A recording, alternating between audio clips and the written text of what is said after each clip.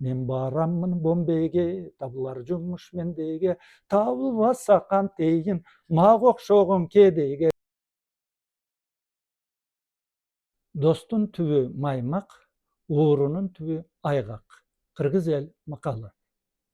Россия президенти Владимир Путиндин Делиге жасаган расмий сапары АКШ менен Индия ортосундагы мамиле өтө төмөндөп турган учурга туш келди деп жазат Америкадагы таасирлүү гезиттердин бири Wall Street Journal.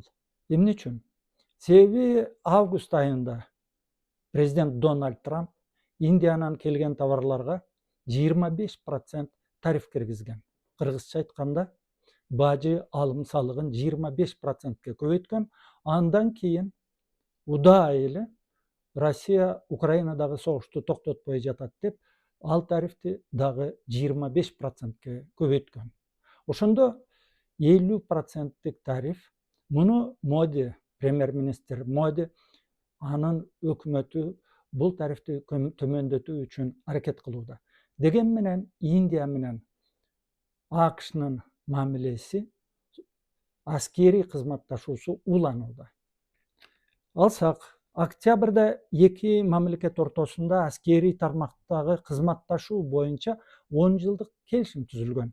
Ал эми 3 декабрда Индия АКШ ортосундагы келишимге ылайык Seahawk деген тиги учакты тейлөө боюнча 946 миллиард долларлык келишимге Дели менен Вашингтон кол койгон.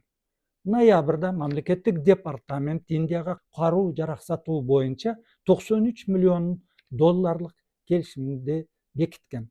Бул келишимге ылайык Индия ракеталарды, ошондой эле Явелин деп аталган ракеталарды атуучу комплексти 25 даана сатып алат. Ал эми Индия менен Россиянын мамилеси биринчи кезекте каруу жарак мамилесинде соодада эң көп орунду каруу жарак түзөт, андан кийин дипломатия, андан кийин соода келишимдери, соода. Муну эми карап көрөлү. Индия 1,5 миллиард калкы бар.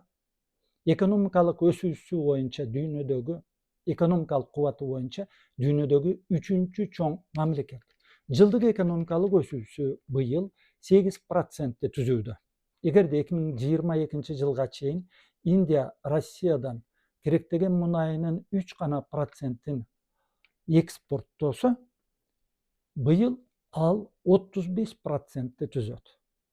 Америка Кошмо Штаттарынын наразылыгы да мына ушуга байланыштуу. Ал эми соодада 20 жылы эки өлкөнүн ортосундагы сооданын көлөмү 8,1 миллиард түзгөн эле, а 25 жылдын апрель айында 69 миллиардка чыкты. Бирок быйылкы үстүбүздөгү чыгып бараткан жылда орточо 65 миллиардты түзөт. Согуш куралдарын карай турган болсок, 20-24 жылы Индия Россиядан каруу жарагынын, аскери техниканын 36%-ин алган.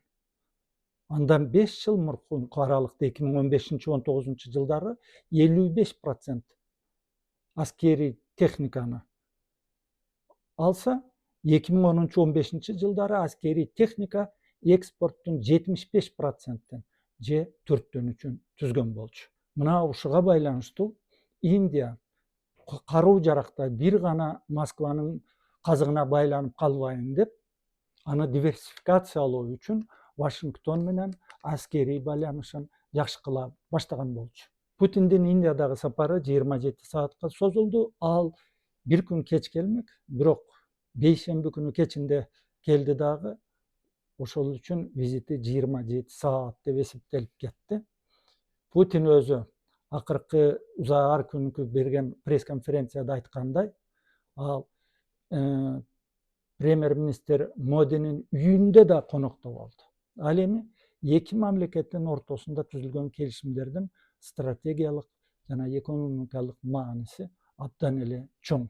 Аны мындай карап көрөлү. Коргонууга байланыштуу кандай маселелер талкууланганы айтылган жок.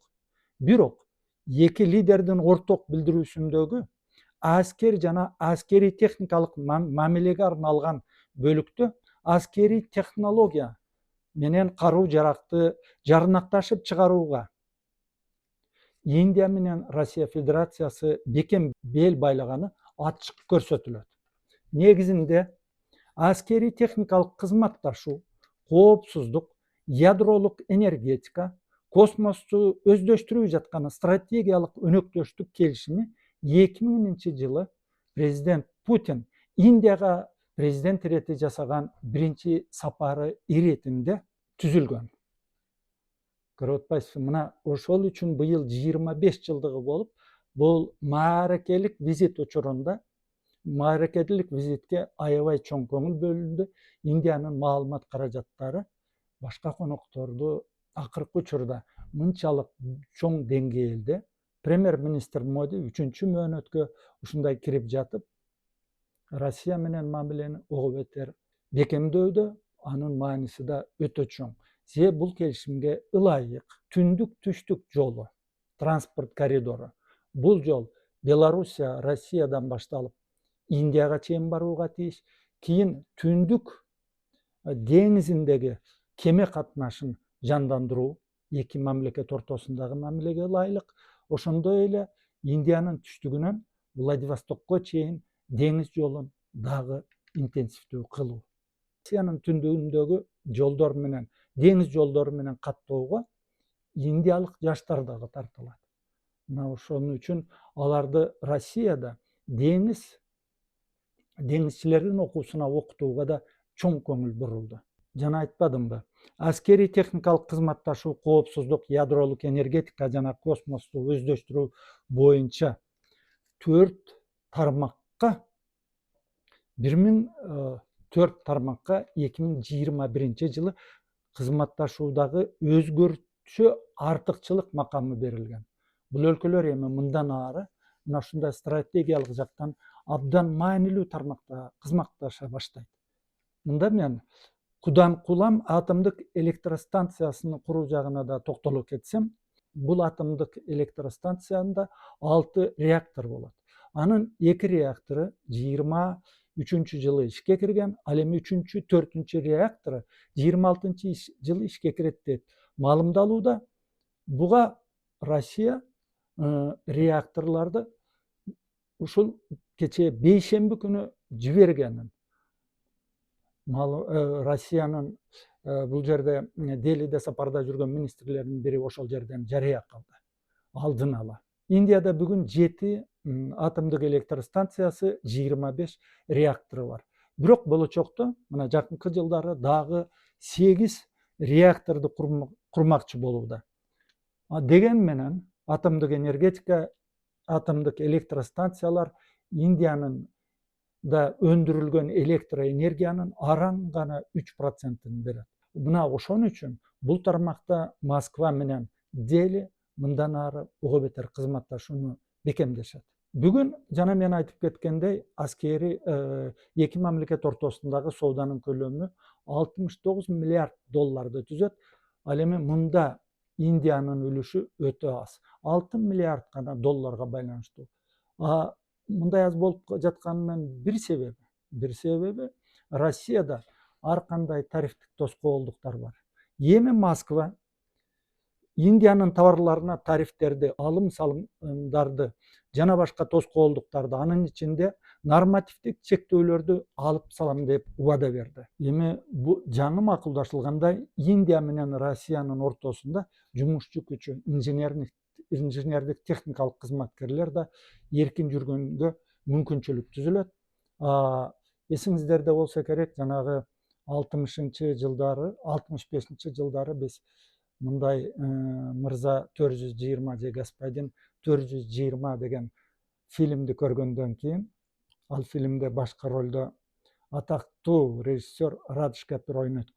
Мен бараммын Бомбейге, табылар жумуш мендейге, табылбаса кантейин, мага окшогон кедейге деп ырдачу.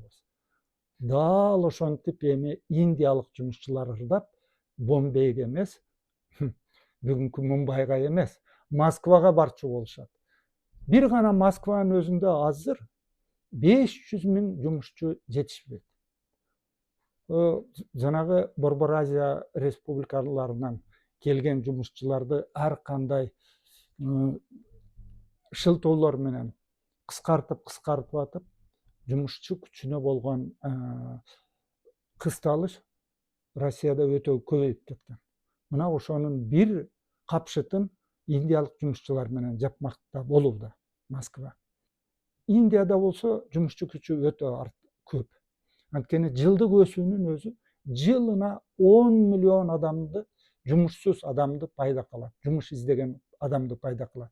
Анан айыл жеринде дагы өндүрүштүк айыл чарбасында механизациялоого байланыштуу жумуш күчү улам тез бошонууда. Жаштар арасындагы жумушсуздук Индияда 15%-ти түзөт.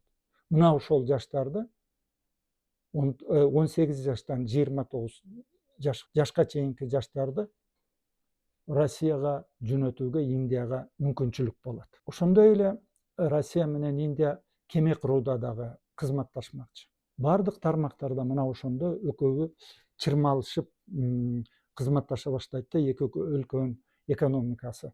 Мында Калуга облусунда фармацевтикалык заводду Индиянын жардамы менен курат. Ал эми Сибирь тарапта болсо жер семирткичтерди иштеп чыгуучу заводду Индиянын жардамы менен кайрадан эле курат. Индия капиталды берет. Ал өндүрүлгөн жер семирткичтер бүтүн Индияга 3 миллион жылына тонна жиберилмекчи.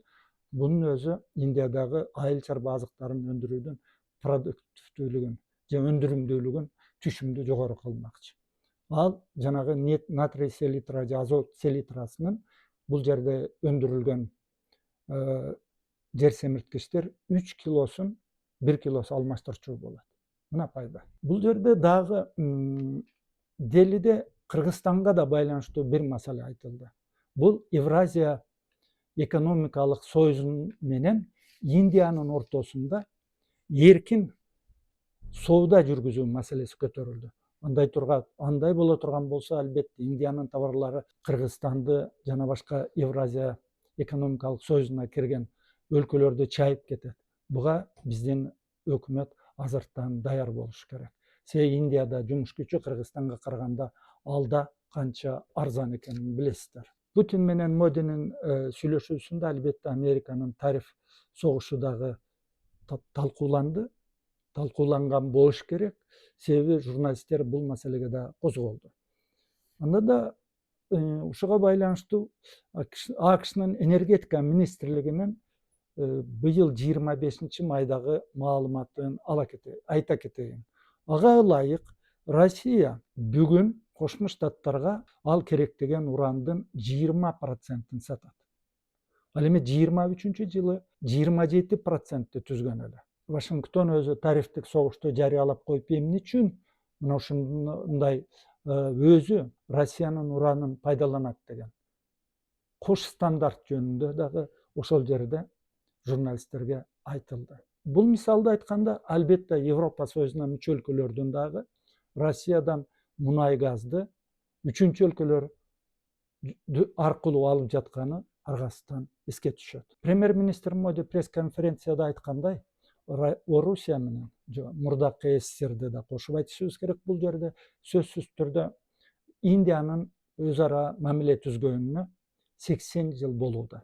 Бул 80 жылда Такай Индияны мурдагы Советтер Союзу кийин Россия Федерациясы колдоп келет. Мында айрыкча Пакистан менен болгон согушта, Пакистан менен болгон чатакта. Пакистан болсо бир жагынан аскери учактардын Кытайдан алса, экинчи жагынан Американын жакын аскери өнөктөшү. Мына ушул учурда Индия Кошмо Штаттардын кысымына карабай Россияга жардам көргөзүп атканынын бир себеби ошол достукта. Анан экинчиден Путин келгенден кийин Горбачев тушунда түзүлүп, Ельцин тушунда такыр унутулган келишимди ал жандандырган. Бул эмне келишим? 1988 жылы СССР менен Индия ортосунда Индияда атомдук электростанция куруу боюнча келишим түзүлгөн болчу. Бул келишим жылба албетте Горбачевдун тушунда долбоор иштелип чыгат. Elçin kelgende baştaylı dese, aldı jakta topolon, ekonomika çatak. Elçinde India menen atomduk elektrostansiyany kurdurup berүүge je kuruluşun başlauga erki jetpeyt. Any Putin kelgenden kiyin jandandyrışyp, mınake uturu dolboorun karap, жаңы reaktorlарды karap olturup 21-nji jyldan kiyin kattуу baştalyp kuruluş janagı birinci, ekinci reaktor işke kirgen bolчу. Mına ошонун akıbeti kaytuуда. Indiadagı özünün dostlukka bekem өлkө ekenin көрсөtүүдө, mına ошол үчүn dostluktun tübü maymak dep aytylat elibizde. Bar bolуңуздар.